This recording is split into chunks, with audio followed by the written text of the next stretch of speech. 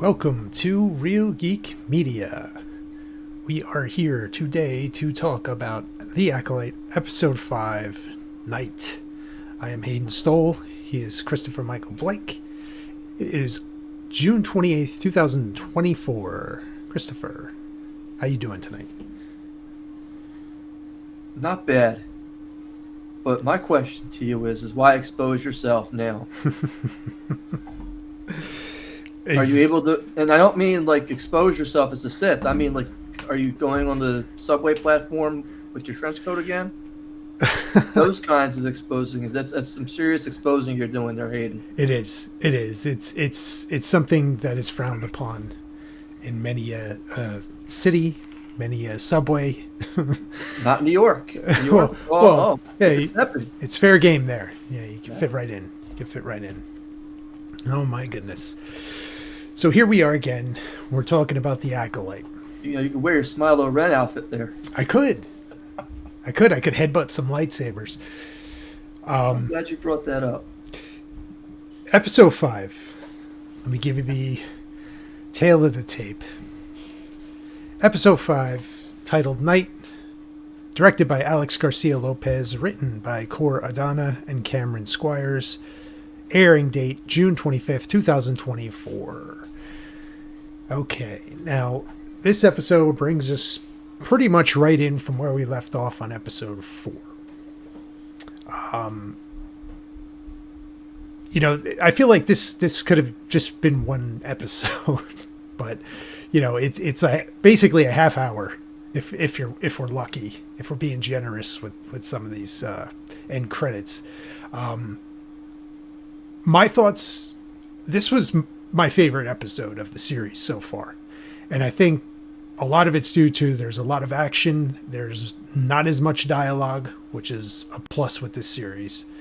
And, it does not excuse the characters from making just incredibly randomly odd decisions throughout the whole episode. Tell me what you thought. So, I actually kind of liked this episode. Again, like you said, there wasn't a lot of dialogue to it. They didn't need to be.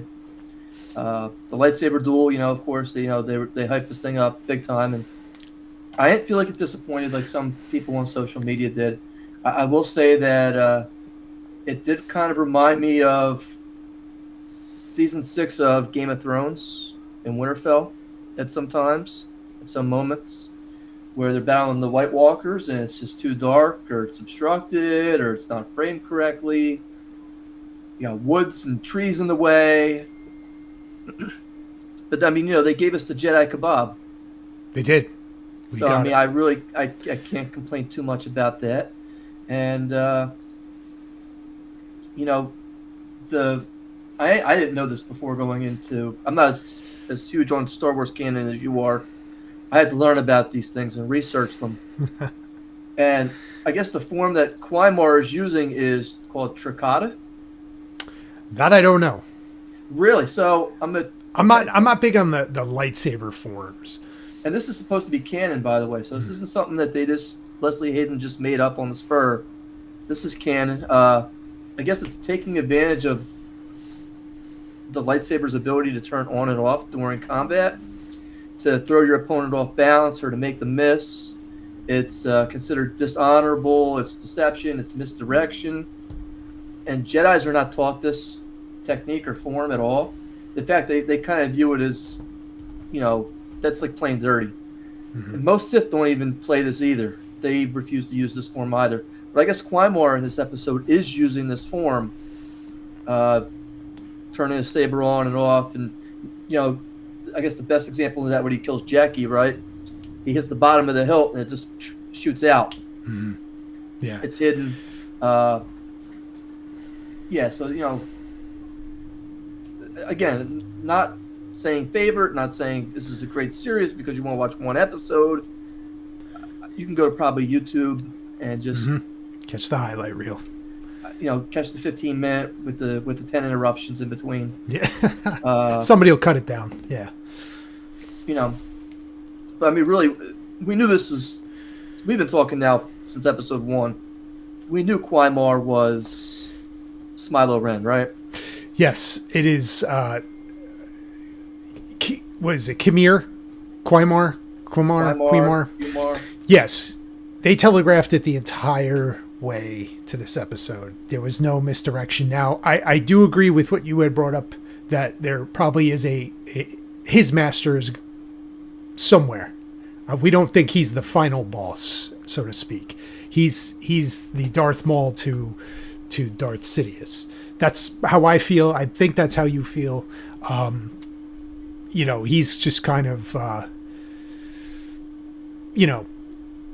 the blunt instrument, so to speak. Is there any doubt at this point that it's the mother? Man, like that's like the next question as far as.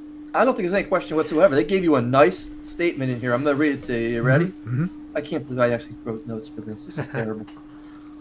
So, while Yord is escorting Oshi away on Soul's orders, Yord says, here we go. He gets in your head and he stays there. Right. And Oshi responds with, my mother could do that. Right. Yep. Now, if that's not foreshadowing that Qimir is an apprentice and Oshi is the May's mom, is the master, I don't know what does. Right. I mean, basically, they're laying it out there just the same way they did with Kmart. I don't know his name. Yeah. They laid it out there the same way. Yep. They dropped same style hints earlier in the series, and payoff, however you want to call it. Like some of this stuff is pretty obvious, right? They're not very subtle about it. So I would not be surprised if you hit the nail on the head with that at all. But they put that piece of dialogue in there, and it's in a scene with one of the most annoying characters in Yord and Osha, and you're just like, you might miss it. That's how obvious it is that this dialogue is out there.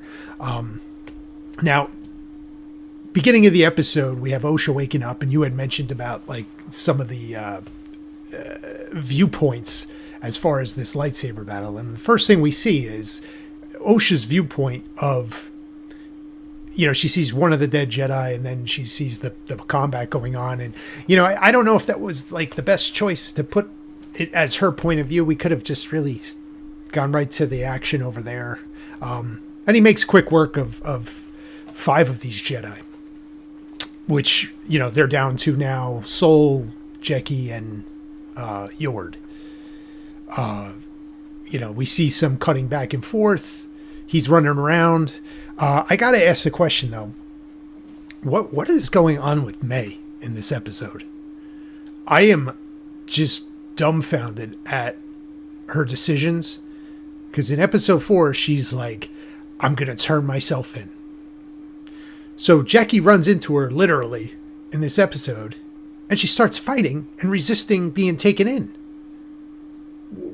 Am I missing something? I want to go back just 1 second here. Just one. ScreenRant.com. I've been subjected to their feed all week. I'm glad you're laughing at this. And they compared this episode to the best episode in season 2 of Game of Thrones, which was the Red Wedding. No. Yes, this is like, oh my god, so many characters that got killed off. This shows Red Wedding. Oh, boy. And I don't see it as that you got 5 people who you've really never seen before. Nope. Jecki's been annoying this entire time, and Yord's kind of had a question mark over his head the entire time. Yeah. I feel nothing for those characters. Going back to what you were saying about May now, I had written down the same thing. May goes from killing a Jedi. Then she wants to reunite with her sister and turn herself into the Jedi. Sets up Qimir, leaves him to hang. Mm-hmm. Then, during this battle, fights Law Officer Jecki, who's Mirandizing her the entire time. What is that? Telling her all the crimes she's committed while she's having trouble getting the hand restraints on her. Instead of just focusing on what she needs to do at this point. Just subdue her. And then she goes on to impersonate her sister after knocking her out. I kind of feel like make up your mind. I'm going to tell you because I wrote this down. She reminds me of the Jack Nicholson statement from As Good as It Gets. And in case you haven't seen the movie As Good as It Gets, he's an author. He's highly successful. Right. He writes a lot of novels. And one of his biggest fans comes up to him and says, "How do you write women so well?" He says, "I take away reason and accountability." And that's how I feel. This is like... what is you happening? have no idea which way she wants to go today. Can someone please give her some pills? That's how I feel. Yes. Do they not have pills? A long time ago. I mean, I don't know. It's not logical. None of that character's decisions are logical. None of them. It's just, it's wild. And Qimir is chasing her down to catch her and kill her because she kind of went back on their agreement, right? So during some of these fights, he gets wind of her and he's leaving fights to go chase her down.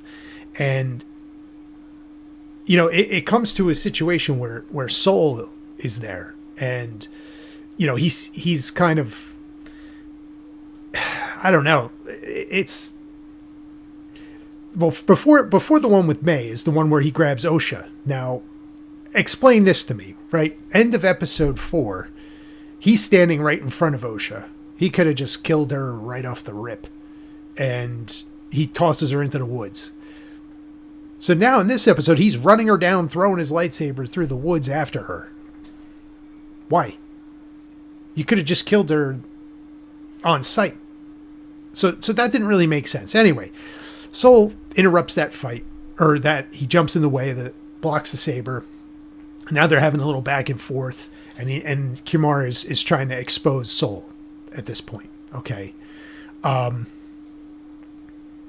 don't know where they might, or how Qimir knows some things, or I guess he knows the truth of what happened on Brendok, and maybe probably through May, but he's setting Soul up to for Osha to cast doubt on him, right? But he could have killed Qimir at one point in this fight. Like, how stupid are you? Kill him. He has the lightsaber to his throat, and Osha's like, no, he must be kept alive. He must stand trial. Like, what are we doing? Like, it's just dumb decisions left and right, interspersed with some decent lightsaber fights. I think the dumb decision of them all, which makes no sense, and it's even bigger than this. It's bigger than the Qimir. It's bigger than Jecki. Is Yord. Yord's running. I mean, he gets the order from Soul. Take her back to the ship. Right. Save her. Mm-hmm. Save yourself. He's telling her the whole way, no, we have to keep going. We have to keep going. And then, for no apparent reason, he took the same pill that May's taking. Yeah. It says, oh. Sure, let's run. Let's go back. It makes it excellent, because you made a great point. I mean, I've always seen 5 people die, and I know there's only 2 people left, but, I think I need to go back. It makes, if they've done anything with Yord, they've made him very much by the book, right? And that is a perfect example of, like, what? Like, this is the one guy that is going to follow orders. The one singular Jedi in this scenario that will actually listen and follow through with an order. He's the guy. And like you said, yeah, he could have used the Force on Osha to subdue her like he threatened, but he didn't. He just ended up running around, with his little bug lightsaber through the woods. I don't know. Like, this, I did like the scene where, when we got actual, the view of the actual fights. I enjoyed that. I thought that was a good duel. Some of the stuff was interesting. The helmet that deactivates the lightsabers, I thought was kind of cool. You know what that's called, right? Cotosis. Yeah. Yes. And this I don't think there's an R. It's Cotosis. At least that's the way I wrote it down. I could be spelling that wrong, but I guess there's also armor that shorts out lightsabers. It's And all that's also from canon, I guess. this is all stuff from the Legends, which is not the Disney stories. This is all the stuff pre-Disney, but they're starting to work some of that back in. I thought that was interesting. You know, you see a lot of stuff online. It's like, oh, this is stupid. I didn't mind it. I thought it was okay, and it makes this character, this Sith character, a little bit unique. I didn't mind it. I thought he was the strong point of the episode. You know, even the performance he gave when he's, you know, unmasked. Though some of the dialogue makes very little sense, and we have banter like, you know, why would you reveal yourself? And he goes, well, I was wearing a mask. I mean, this is like what the dialogue is reduced to in this show. So, this is from Screen Rant. I'm going to quote them. This is from Molly Brazel at ScreenRant.com. And in the article, it's people are crushing hard on Qimir Sith Lead. And I guess now I can count you in their camp as well. Oh boy, crushing hard. Crushing hard.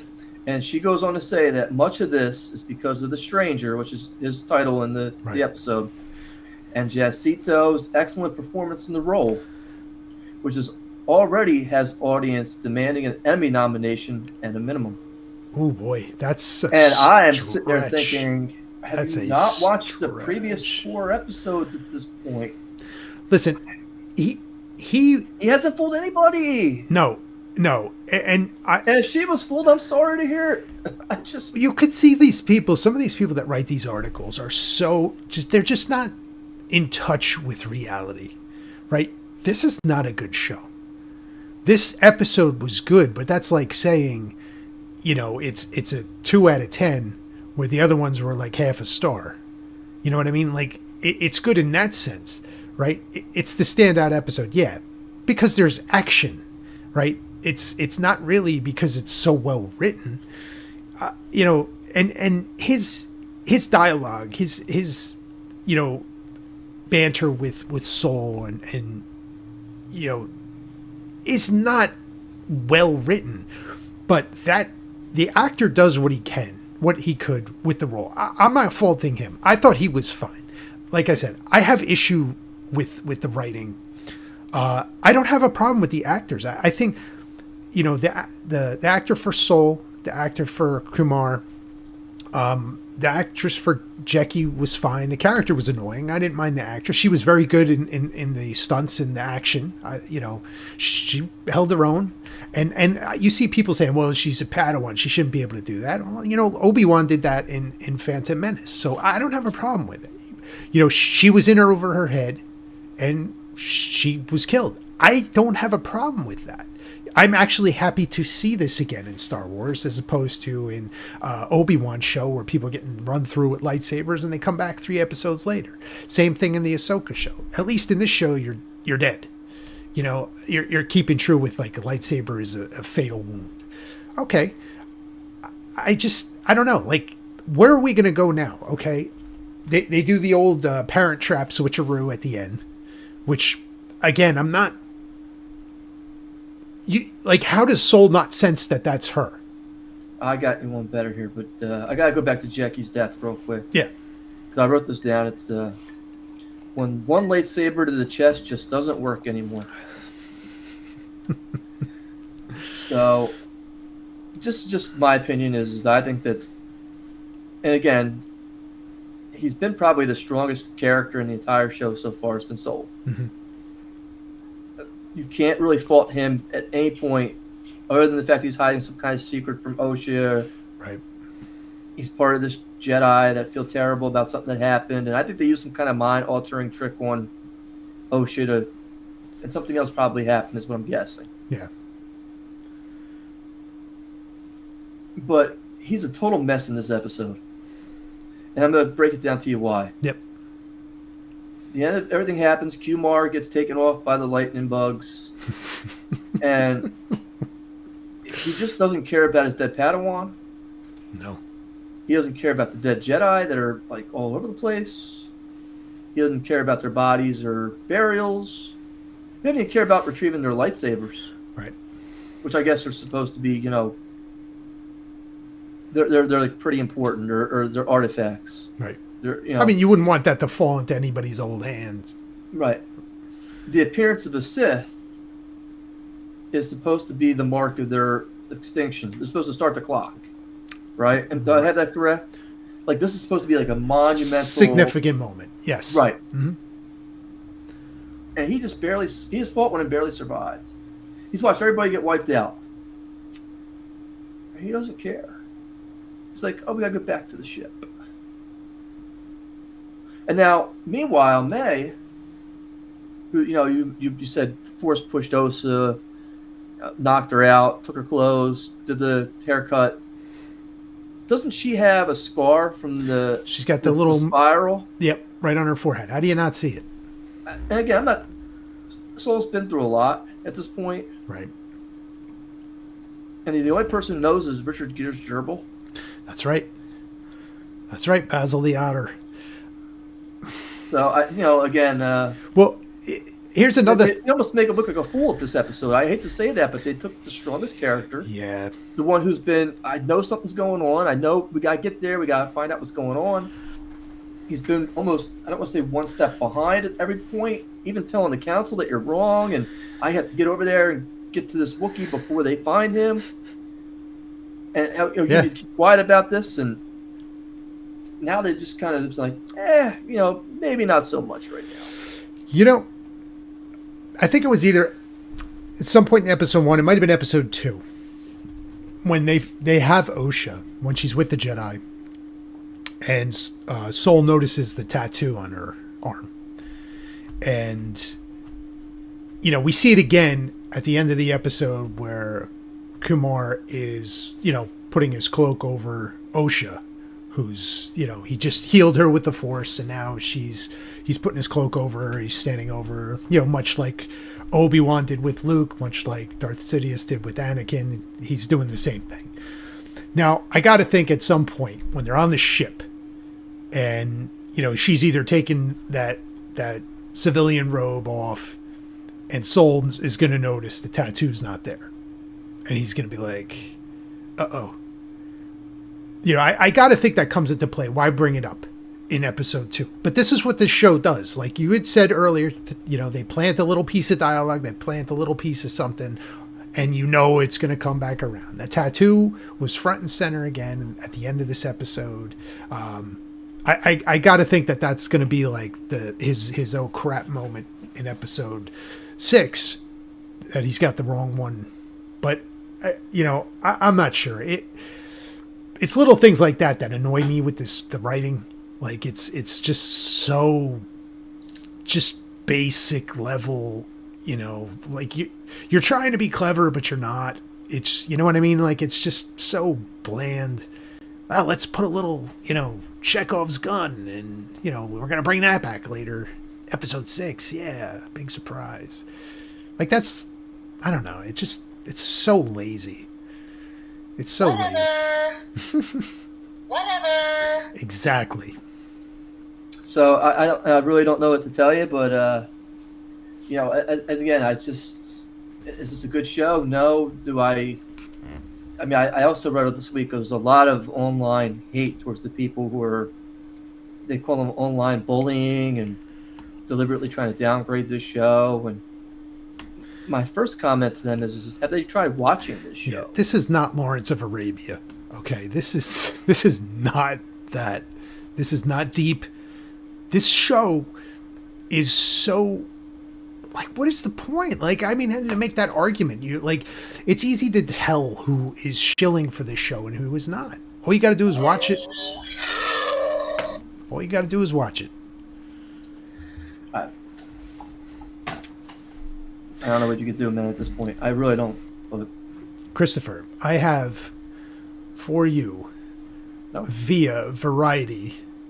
This is presented by Luminate. This is streaming numbers from June 21st through June 27th, 2024. Is this episode 4? This is the Acolyte overall. Okay, give me the numbers. I'm very interested to hear this. Okay. Estimated minutes watched from that week, June 21st through June 27th. Minutes watched. On the money. It's 232.2 million minutes. This comes in of the streaming shows that qualify. This is number 9. Is that just for episode 1? This is for the series overall. Okay, so I got to do some math. I got to get my calculator out. So this is through episode... you said 233 million? 232.2 million. All right, so 233 million. Okay, I'll round it up here at this point. Yeah, that's fair. Okay. And this came in 9th place. They give us the top 10. 232.2 million. It is ahead of Bridgerton season 1. Oh, wow, okay. Which is still raking in. I mean, if Bridgerton season 1 is coming in at 10, Bridgerton season 2 is coming in at 8. Okay, and they're all about the same. 233, 227. Okay, do you want to know what number 1 is on this list?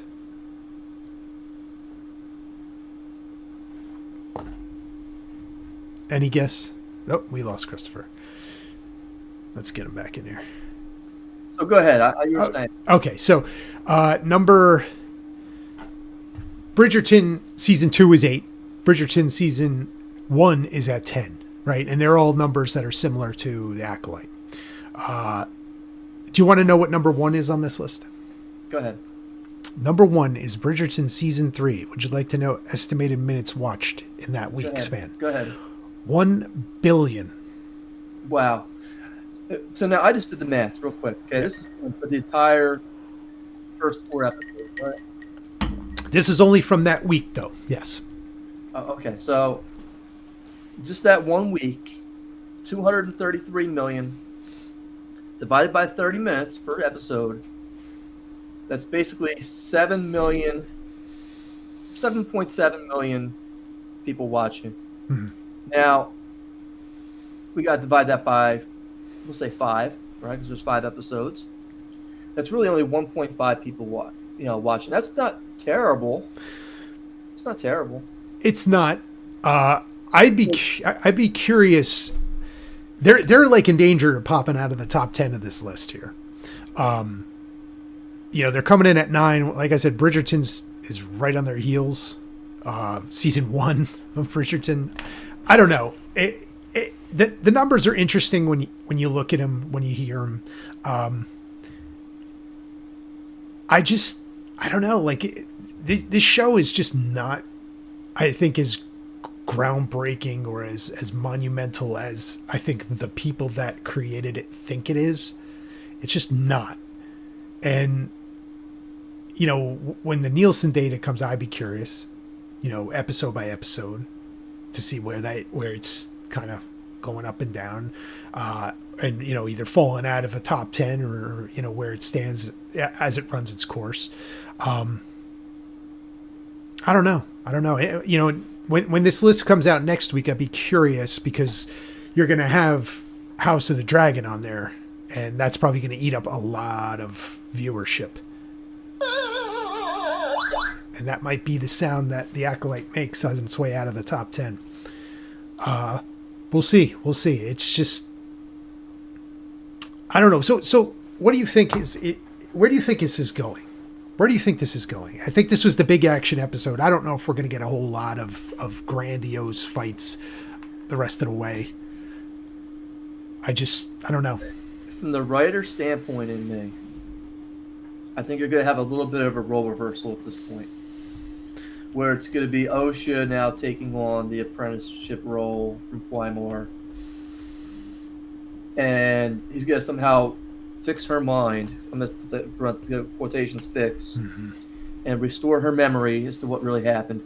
How they're going to do this in 3 episodes, I'm not really sure, but I'm pretty sure that the cliffhanger for episode 8 is going to be the reappearance of the Master Mother. The Mother's back. Yes. Now, I think that May, on the flip side of that, Soul will figure it out. He'll only play dumb and patsy for so long. Either the gerbil tells, or he figures it out from the tattoo, like you said, or the non-spiral on her head. Pick one. And I think that she initially will be taken hostage, and then, hey, I'm on your side and I can help you type deal. and that will start some kind of fight between the new apprentice and the old one. So again, that's just my guess on where it's going. I don't know. I can't say that for sure. Again, it's just the writer in me. You're asking me where it's going, but I think that the appearance of the mother, because they're going to want a cliffhanger to bring you back for a second season. All but inevitable at this point. I don't know if season 2 is a guarantee. This show, people don't like it. Star Wars fans are I mean, you could tell the ones that say, hey, this part of that episode is good, but the show as a whole is, just not it. Like you could tell the shills, you could tell those, you could tell who's being honest about it. It's just not it. I don't know. We'll see about season 2, but I have to agree. I do think, Osho is going to take on that role. And I think it's going to be as a result of, like you said, he's going to unlock whatever block that the Jedi put in there and show her the truth or tell her the truth about what happened there. And that's where we get the big flashback. I feel like that's just inevitable at this point. We're going to see what happened. Somebody took over the Jedi and just had them slaughter everybody. That might be what happened. That's what I think is going to happen. The way they entered Torben's head and they kind of mess with him for that brief moment. I think we're going to see that on a big scale, and it's going to result in, a lot of carnage that we didn't see in, that episode 3. That's what I think. Whether that's going to be good TV, I don't know. I'm not going to hold my breath.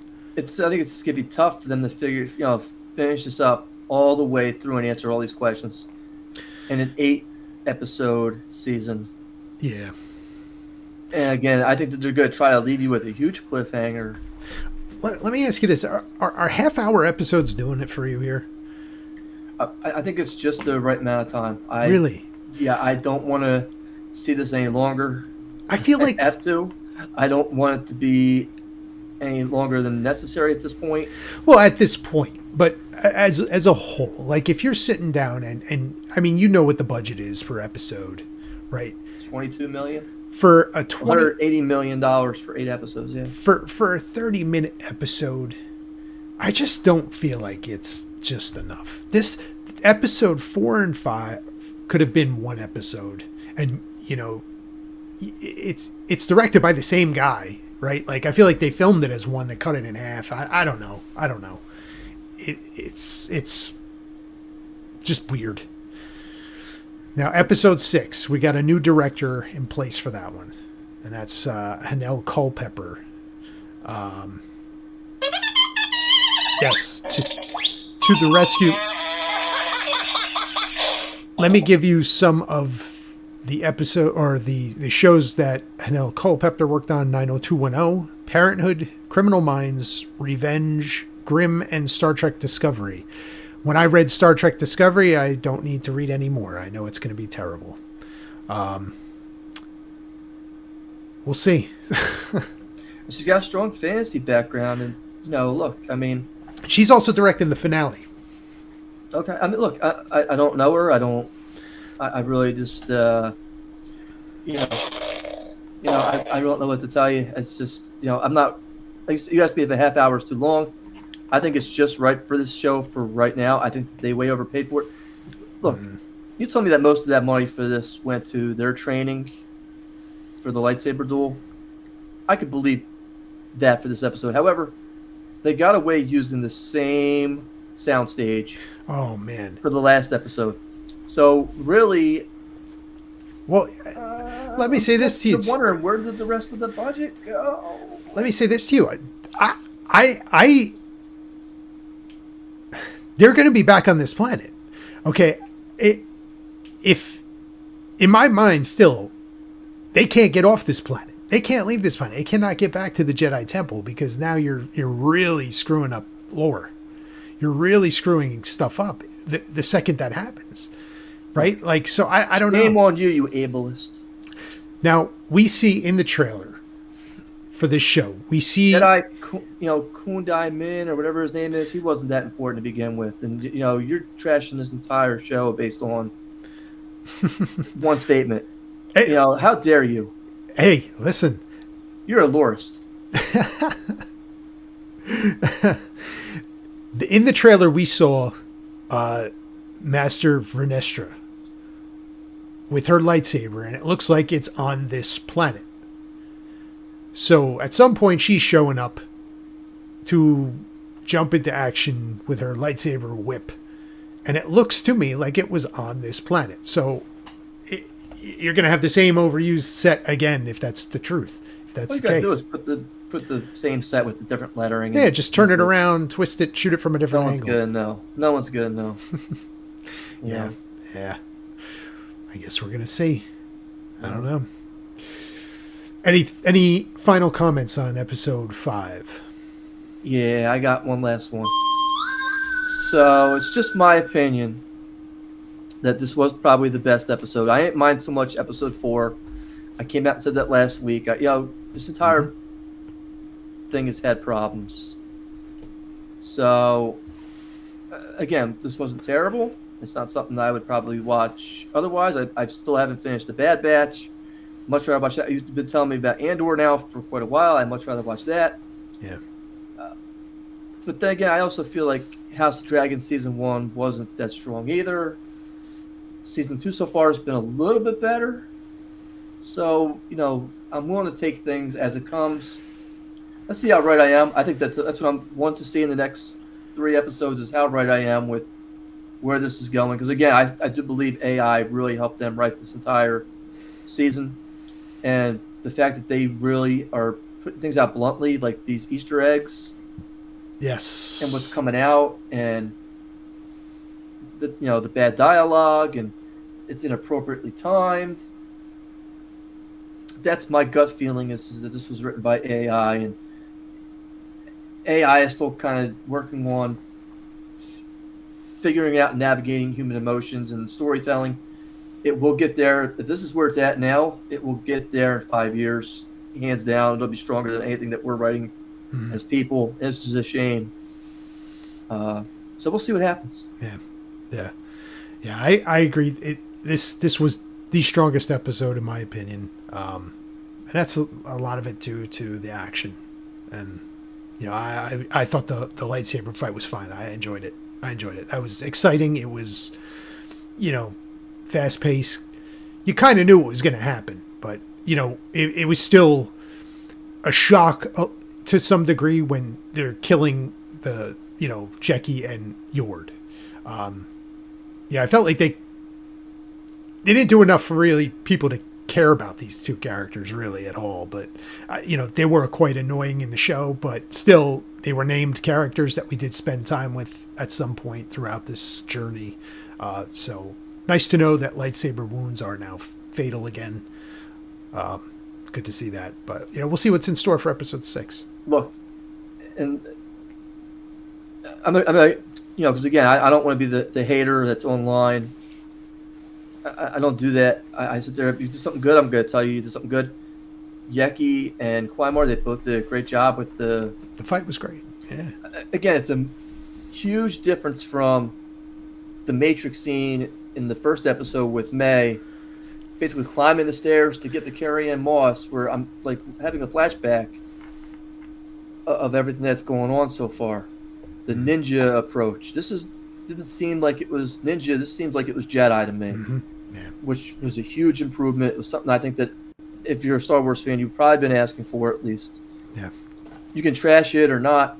I got one question for you, Hayden, before we call tonight, because I saw a lot of online polls this week. Oh, we did have one too. Oh, well, okay. Well, I'm going to get to that too. But yes, where do you rank this on a scale of 1 to 10? This is one episode, not the entire show, not the entire season. This one episode.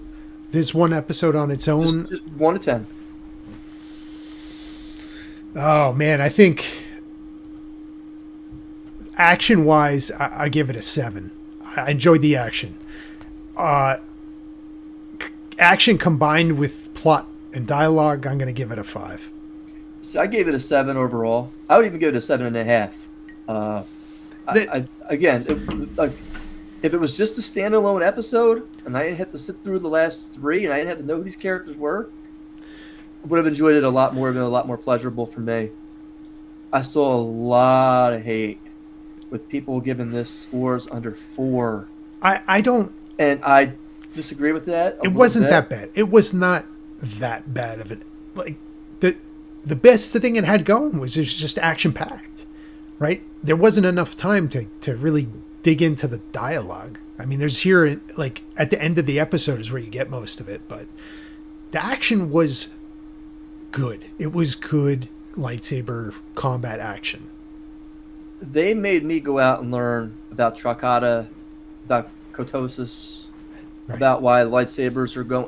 They made me want to go out and learn that. Right. Yeah. So listen, they did their job in that respect. I gotta give them credit for that. Yeah.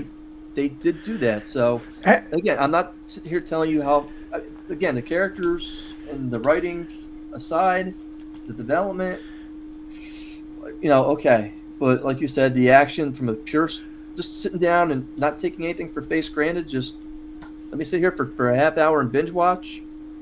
Entertaining. Yes, 100%, 100%. Entertaining. And some of the things that are coming out online, you see like the training videos that the actors did to prepare for the roles. And listen, hey, hats off to these people. They're doing it themselves, and it looked good. It looked good. We ran a poll and asked people if they liked this episode or if they didn't like this episode.